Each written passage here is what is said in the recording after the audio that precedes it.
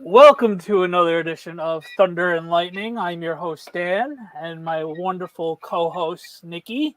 I wish we had better circumstances on having this podcast tonight, but here we are, 1-3, and we are in a big pile of shit right now, Nikki. Um, so what's up? How's it going? Other than the Giants sucking and Daniel Jones and the offensive line and undisciplined football Oh overall on the New York God. Football Giants. Awfulness on another awful primetime night. What's up? I feel like everybody else feels like today. I'm sick of the primetime games though. I'm over Yes. this. The Giants never play well in prime time, but this is enough. We haven't even had a regular 1 o'clock game, and it's like, oh, you finally get one next week, and hey, joke's on you. It's against Miami. Like, great. What are they gonna put up? Like 80 points on us? I'm just so defeated. We've watched really bad football for over a decade now. It's the same issue with special teams, the same issue with the offensive line. I just don't really understand why this team can't ever seem to get it together. Even the Lions are finding a way, and they've been bad for a really long time, but it's like the Giants just they can't get out of their own way. And I don't know. It's really, there's so much we're going to get into and so much that we'll talk about. But, for me, this bad offensive line play that's gone on for what, 12, 13 years now? Even our Super Bowl year, our offensive line wasn't even good. So What is the issue? What's the problem there? I don't know. It's either coaching or they're not finding the right players and they're not meshing together, or it's just a bad combination.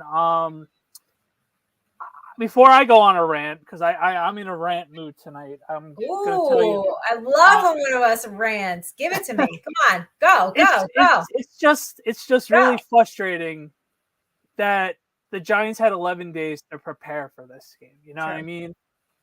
They had 11 days. They didn't look good against San Fran. We were quote unquote punching up to our opponents, opposed to being in a even level playing field where we expected the 1-2 start. We have 11 days. We probably didn't expect Saquon or Andrew Thomas to play last night. So where was this game plan? Like, it was the same crap over and over again. Where's the imagination? Where is the all right, we don't have our top offensive weapon. So is half the other league. It's just, Right. why are we the team that has to be hamstrung every time someone gets hurt? I'm tired of the excuses. I'm extremely tired of the excuses. Was Daniel Jones what is he supposed to do? Was he a battered boxer? Of course, he's seeing ghosts out there because every other play Right. he's getting rocked. But honestly, he also has to step up and make other reads, man. It's one read and stops, and that the rookie even made a joke on his 99-yard pick six. Like, we all could have read that pick six, and I'm like, he's just missing throws because he's not trusting his offensive line. He's not trusting himself. It's just bad. It's like, remember 2 weeks ago we were all hyped up about Vanilla Vic this, Vanilla Vic that. Yeah. He's my dog. He's straight up dogging. Like, he's a DOG right now. He's not a DA double G right now. And it's just like, we got to get it together, man. And this season is not going to give us any help because we're going to Miami this weekend. Miami got smoked by the Bills last week. They're going to be coming in pissed. They're going to score 80 on us. Yeah. And that's just, it is what it is because we can't stop a nosebleed right now. And then, granted, the defense played a little bit better and they kept us in the game yesterday. If it wasn't for just our offense just completely no-showing once again.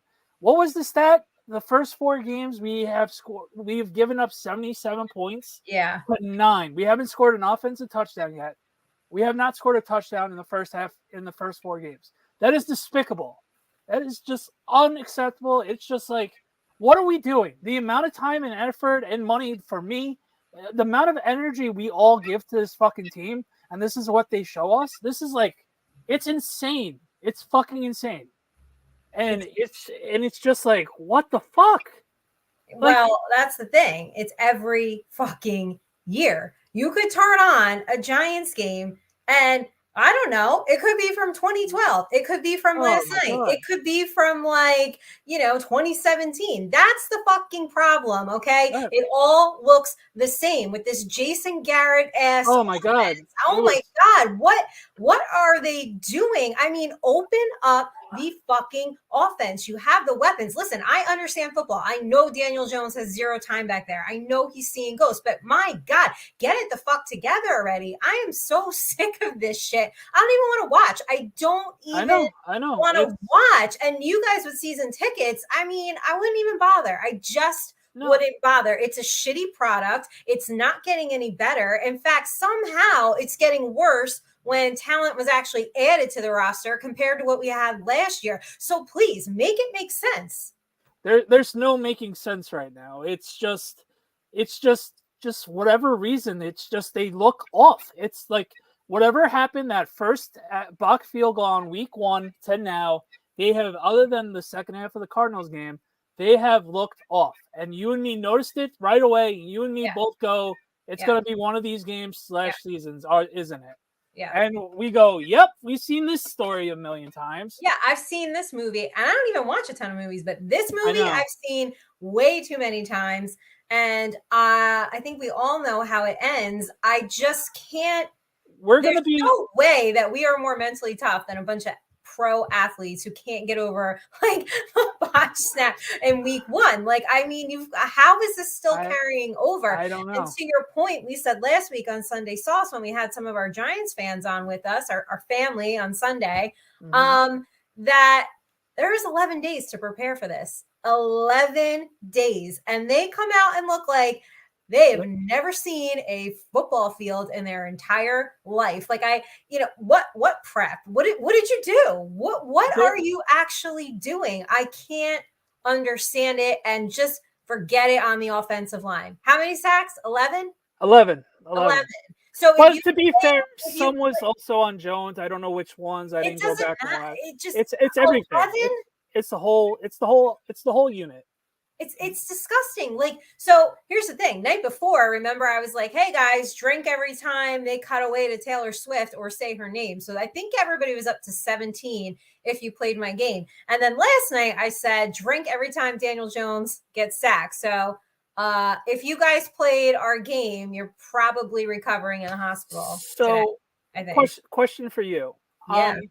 When the Giants are on Monday night, I don't watch the Manning cast because I want to just be zeroed in on the game, because we've heard the same 3 stories that Eli and Peyton have. Love them. Love watching the Manning cast when other teams are playing. But when the Giants are on, I'll suck it up and listen to Joe and Troy. And Troy was just dogging Daniel Jones up and down the field. And it was warranted, man. Like, it was just really just, ugh. And like, I don't know. I don't even know. I like, we can literally do anything offensively on Sunday, and it will be a sort of an improvement that will be like jumping up in joy for it. Well, that's how the thing. It's like you can't even make any improvement, right? Like, let's say they have a great looking drive that looks promising. The craziest shit is going to happen to end that drive. Like, it's just a series of unfortunate events. I mean, the pick six, Daniel stared him down, and Waller was apparently. I saw the video today. Waller was in the back of the end zone, and he unfortunately, he had a disappearing act last night too. It's like, we gotta figure out. Upset. Waller was upset. He was upset about that. As he should, man. Like. This is insane. It was like, I saw it all over Twitter. I saw it today. I tried to stay off Twitter as much as I can because I wanted to keep my thoughts fresh, because I didn't want to just have everybody's opinion. You know what I mean? So it was just, well, on the Darren Waller part, a question was asked today. It says Darren Waller, he mentioned something about he had to chip a lot and he had to kind of stay in, and that limited, his opportunities. So, and he was pissed off about it, and I get it. And Brian Dable's answer, of course, was we had to keep tight ends and backs in there to help out with protection at times. And he's just saying the longer developing plays, they kind of need that extra protection. But Right. it's the entire game. That's a problem. Yeah, What long developing play? There was none, because every play was to sticks, unfortunately, because whatever reason, we just can't either get off the blocks for the receivers. The offensive line isn't giving Daniel enough time. Daniel's not reading fast enough. When he does, good things happen. Like last night, he must have missed like 2 or 3 missed zone reads last night. That if Saquon was in the game, he would have read and he would have took it the other way. We were just, remember when I spazzed at you on that?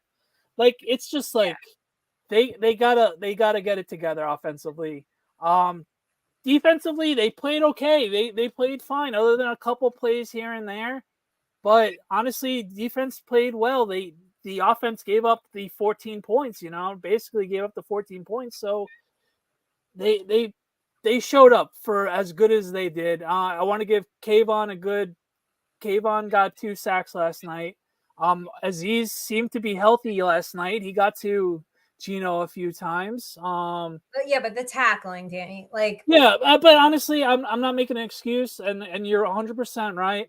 But it's just what the league is now, and the better teams find a way to shore that up, and we're just not that team right now. I mean, they don't tackle at all. I mean, honestly, that one play. This is basic fundamental football. You're right. That's the concerning part. That Noah Fant long catch, like, thank God he got stepped out on the one, and not that it mattered, but that was just like poor tackling, missed tackling by Okereke and a bunch of other dudes, and it's just like, are you disappointed in Okereke?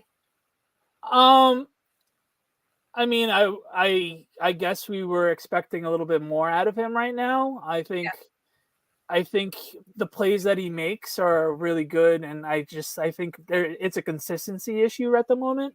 Right. Maybe he's not trusting McFadden or Simmons, and he has to overassert himself to making sure their responsibilities aren't glaring, I guess.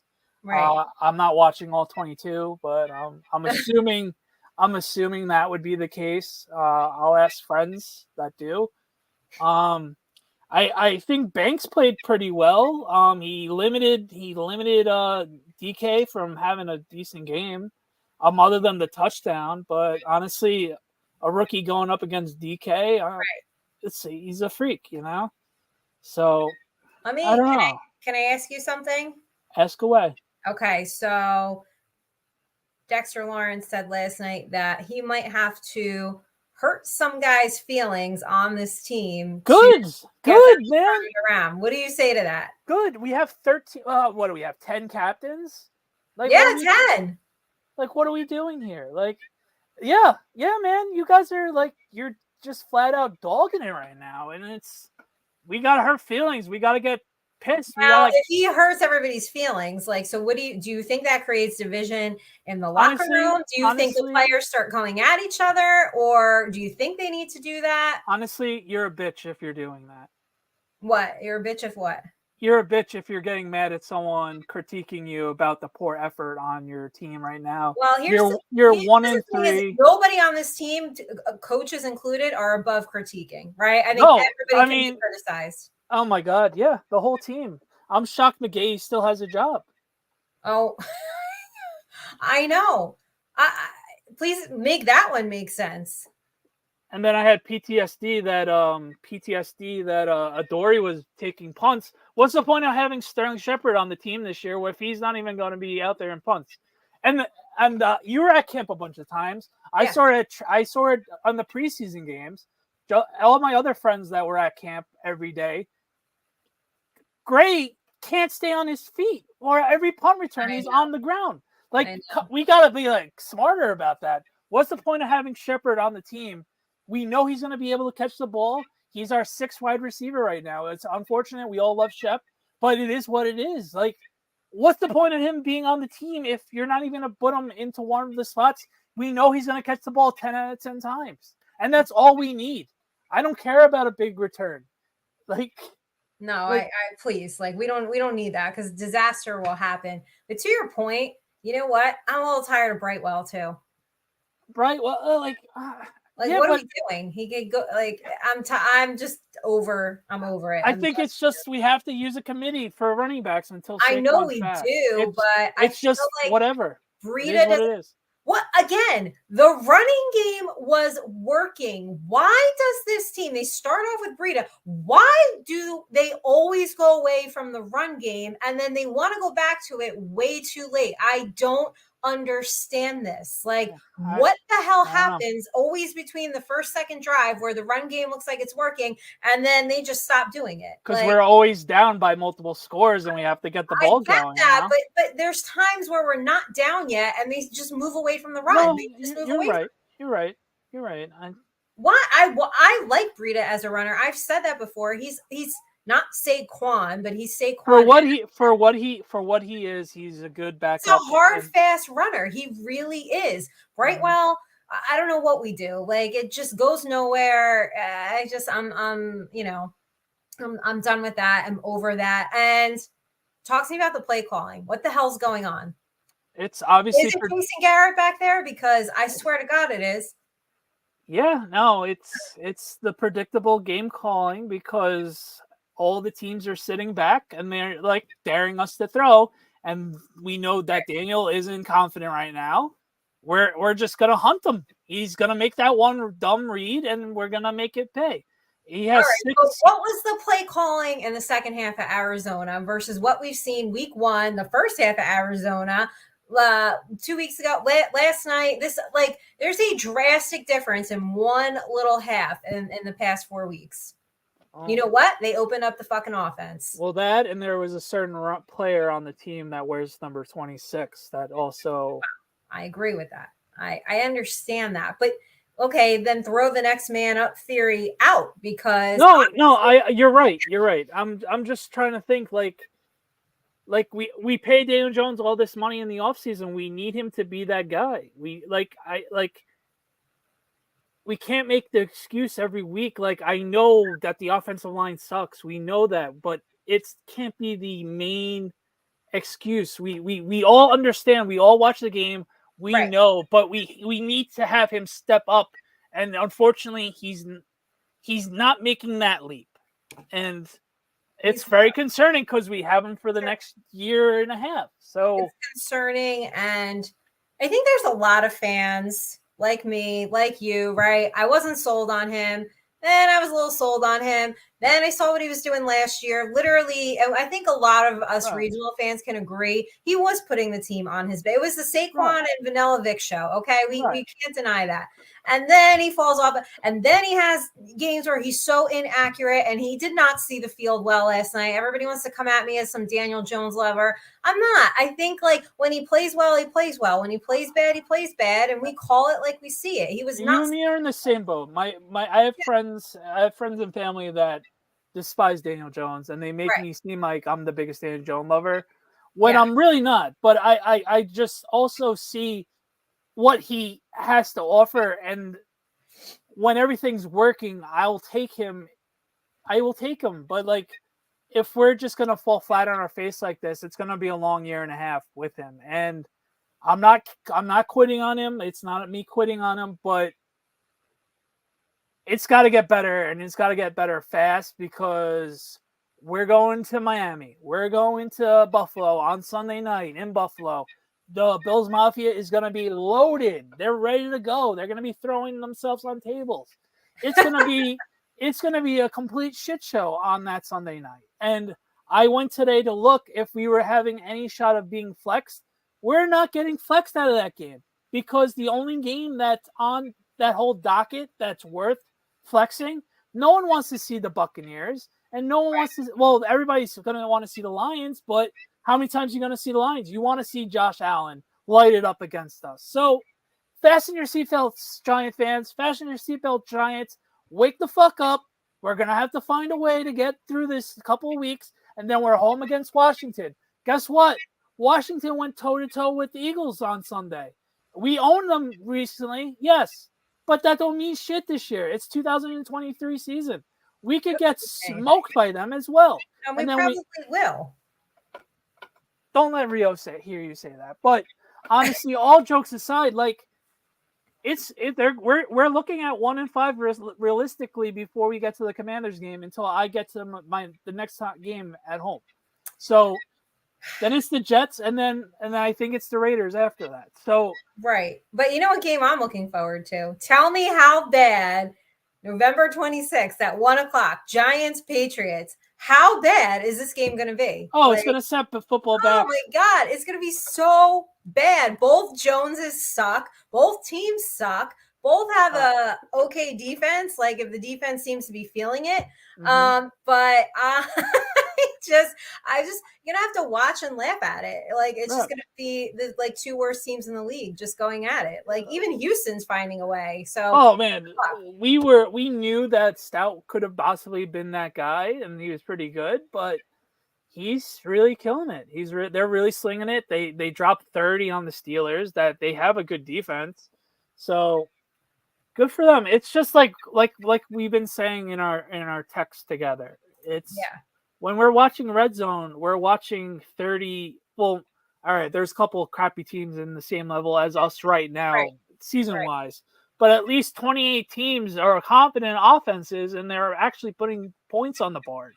And we're just stuck in the mud, and we're in neutral. And whatever your cup of tea of whatever reasoning you think it is, you're probably right, because every answer is right now. And there's no wrong answer right now. There's literally we have the Jets after the Commanders before. Yes. So that will be interesting. So just a quick rundown of guys what we're looking at here. We know we're going to Miami. Then we've got Buffalo, Commanders, Jets, Raiders, Cowboys, Commanders, Patriots, Packers, Saints, Eagles, Rams, Eagles. Guys, and people thought we were going to win 10 games this year. I was in I felt like 8, 9. Like I thought you're in the 500 range like me. You know, I thought there'd be some momentum from the playoffs, unfinished business. They got absolutely embarrassed at Philly in the playoffs last season. So I thought, and honestly, I have to tell you guys, like, I'm a little mad because it looks like I have no credibility whatsoever. I've watched this team since the spring, covering all the way through. The Daniel Jones that I saw all year is not the Daniel Jones that we're getting on the field. And it's really frustrating because you got me beyond excited, and me watching. I promise you, I saw he was confident. He had the swagger. What everybody said, and I took your words to heart because I trust you the most. And it's just like, what happened to that Jones, man? Like, I get it. It's concerning. There's a lot of problems, I think. It's just like, where do you even start? There's a lot of problems, and it's, you know what? It's not like there's one weak spot. You know, there's so many weak spots. And, you know, I don't know offensively what is going on with the play calling. I mean, every week I'm so sick of seeing these questions on the transcript because everybody's always asking about the play call. Well, listen, Brian Dable's not going to tell you, I took over play calling. It's not going to happen. Okay. So we get to say the world's burning and the season's over and everything. It's like, again, by Halloween, season's over. We're able to say that. But as a man-to-man to the Giants organization, please, I know you guys are working hard. Just work a little harder or something. Just figure it the fuck out. Just figure it the fuck out. I don't know what else to say. The amount of energy, like I mentioned before, the amount of energy that we all invest in you guys. Just what you guys invest in yourself. The amount of hours you guys work out the whole entire offseason and your whole life. Don't flame out like this, all right? Just give it everything you got next week and the rest of the season. Just find a fucking way, because this ain't it, man. This ain't it, Chief. No, this shit's for the birds. I mean, this is really like I don't even want to watch. I mean, I've been a fan of this team my whole life. I just don't even You have no choice. You're friends with me. You literally have no choice in the say of that. I said last night that I was going to switch teams. So, yeah, I mean, no, get me like a Joe Burrow jersey. It's just, you know what it is?